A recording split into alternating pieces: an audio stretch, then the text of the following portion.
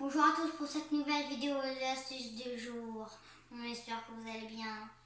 Alors on va invoquer Raphaël. Inquiétez-vous que Raphaël apparaisse tout de suite. Petite connexion. Mais pourquoi? Parce que je suis Lélian. Pourquoi tu m'as fait venir là, maintenant, alors que j'allais faire tout pain? Parce que tu as encore oublié que c'était l'astuce du jour aujourd'hui, voyons. Oh là là, ok, c'est bon, je vais te les faire des astuces du jour.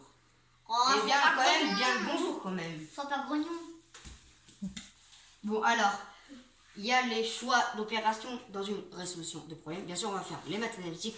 N'hésitez pas à les lire, je ne vais pas les lire. Boum. Alors, la méthodologie. Observez la situation. Qui c'est qui parle et dans quel but il parle en fait. Repérez le vocabulaire. De plus, on retire, en tout, il donne, multiplié par et combien de groupes. C'est quelque chose, d'accord? C'est pour définir. Alors, autre expression utile. Donc là, c'est l'expression de mathématiques. Et là, c'est ceux qu'on utilise de base. Pour exemple, autant que le même nombre, au moins minimum, au plus maximum, supérieur à plus grand, inférieur à plus petit, équivalent à égal à, et aussi, vas-y. Alors Raphaël, je crois que c'est un peu à mon tour là. Donc, que Raphaël disparaisse et va y rejouer à sa Switch ou à sa gamepad, je sais pas quoi. Et voilà, tout de Raphaël. Alors, pour l'instant, vous êtes calme avec moi. Alors, l'addition permet d'effectuer un sommet. Une somme D'éléments de même nature. La soustraction permet de calculer une différence entre deux éléments de même nature. La multiplication permet d'effectuer rapidement la somme de plusieurs identiques. Son résultat est appelé le produit. La division. La division est l'opération qui permet de partager un élément, une somme ou un nombre en part égale. Eh bien, je vais vous dire que ma maman m'a préparé des exercices, moi. Alors, du coup, je vais essayer de les résoudre et je vais vous dire les résultats. Alors, exercice 1. Tu entres dans un magasin de jouets et te diriges vers l'étalage à figurines. Tu as 45 € en poche. Combien de petites figurines peux-tu acheter? Combien de petites figurines? Alors, si je calcule bien, il en a 5 et c'est 9 une. Alors, 1 x 9, 9, 2 x 9, 18, 3 x 9, 27, 4 x 9, 36, 5 x 9, 45. Donc, c'est toute ma somme. Donc, je peux bien en acheter 5. Donc, toutes qui sont ici. Alors, ça, c'est les moyennes, ça, c'est les plus grandes. Ça, c'est 11 €, ça, c'est 13 €. Comme c'est écrit sur le papier. Alors, du coup, maintenant que j'ai fait le résultat, combien de moyennes figurines peux-tu acheter? Autour des moyennes. Alors, 1 x 11, 11, 2 x 11, 22, 3 x 11, 33 et 4 x 11, 44. Je peux pas en acheter. Pourquoi je peux pas en acheter 5? Tout simplement parce que ça me ferait 55 et que j'en ai pas assez d'argent, donc du coup ça sera 44. Voilà pour les moyennes, j'ai répondu à cette question. Maintenant la dernière, combien de grandes figurines peux-tu acheter? Alors la grande figurine, ça va être compliqué.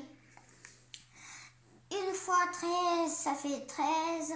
2 x 13, ça fait 26. 3 x 13, ça fait 39. Et 4 x 13, ça fait 52.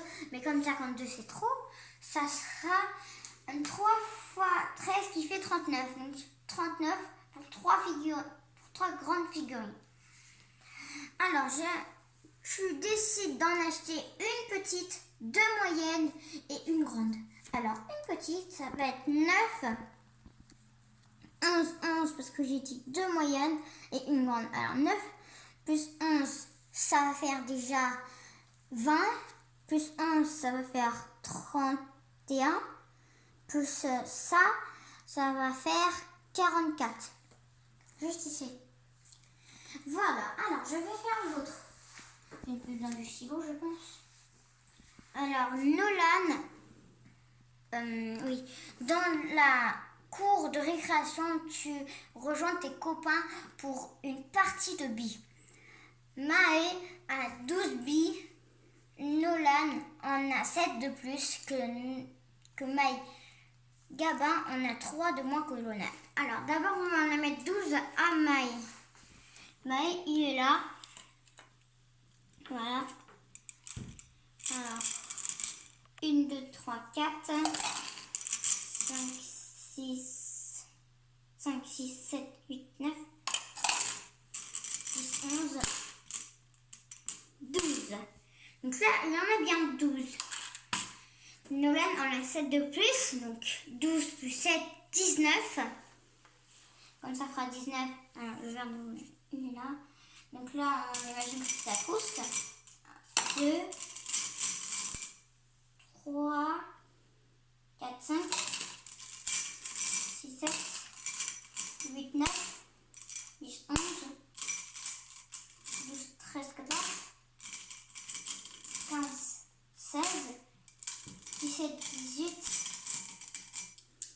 18, 19. Alors voilà, du coup, il en a bien 19. Gabin, on a 3 de moins que Nolan, donc ça va faire 19 moins 3, 16. Alors, mon verre Gabin, il est là. Donc 16, on a dit oui. 1, 2, 3, 4, 5, 6, 7, 8, 9, 10, 11, 12, 13, 14, 15, 16, 16, oui, c'est bon, donc 16. On a bien 16. Alors, combien de billes ont Nolan et Gabin? Donc les deux, c'est les deux. Alors, on a Nolan, on a 19 et Mae en a 16. Donc 19 plus 16 égale 35. Alors, voilà, j'ai résolu. Donc, combien de billes te faut-il pour égaliser le total de leurs billes, sachant que tu en as 22 billes dans ta trousse? Alors, combien il faut faire?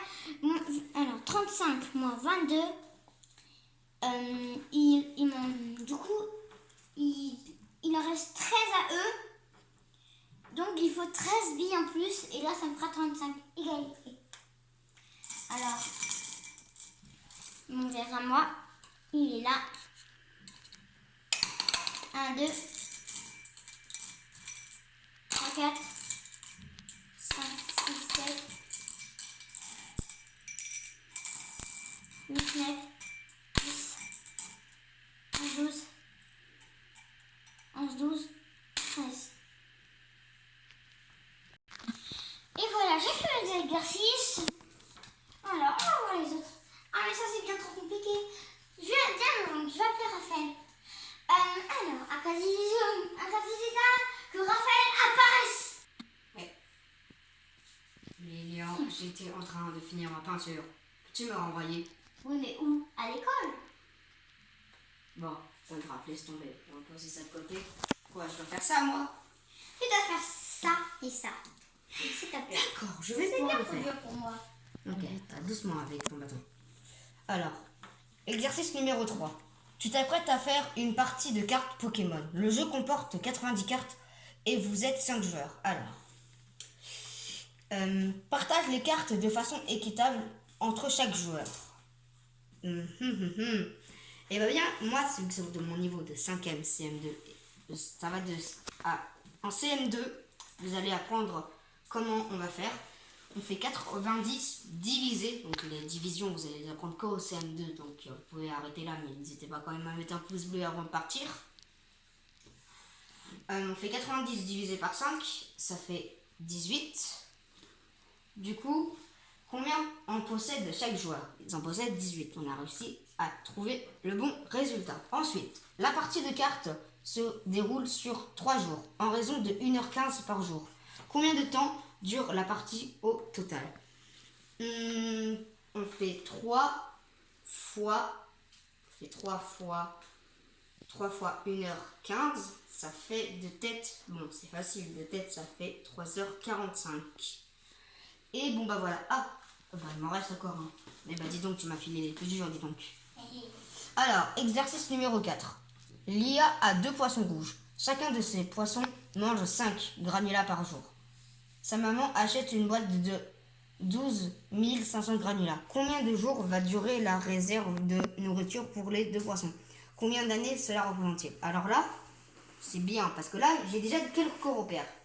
J'ai poisson mange 5 et 2 poissons rouges. J'ai déjà ces informations-là. Du coup, je peux éventuellement réussir. On fait 2 fois 5. Ça fait 10. Du coup, les poissons, ils mangent 5 et 10. 10 au total. Alors, du coup, on fait 10. On fait 10. Du coup, c'est... On fait 10. Enfin, on fait 12 500 divisé par 10. C'est un peu compliqué. Parce qu'on ne les a pas fait, nous. Alors, du coup, ça fait 1250 jours. Et en année, il faut faire 1250 divisé par... Attends, une année, ça fait combien déjà?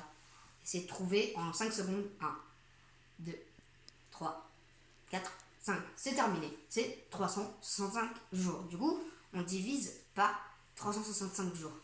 Et du coup, ça fait 3,4 ans. Et bien pour cela, Raphaël et Lilian vous laissent ici. Je me suis encore téléporté. Mais bon. Eh oui. Alors, à Bye. la prochaine pour une nouvelle astuce du jour. Et mettez plein de pouces bleus, ça nous ferait très plaisir. Et N'hésitez pas à vous abonner si ce n'est pas déjà fait. Ciao. Lilian Magicien et Raphaël qui fait de la peinture. On vous dit au revoir.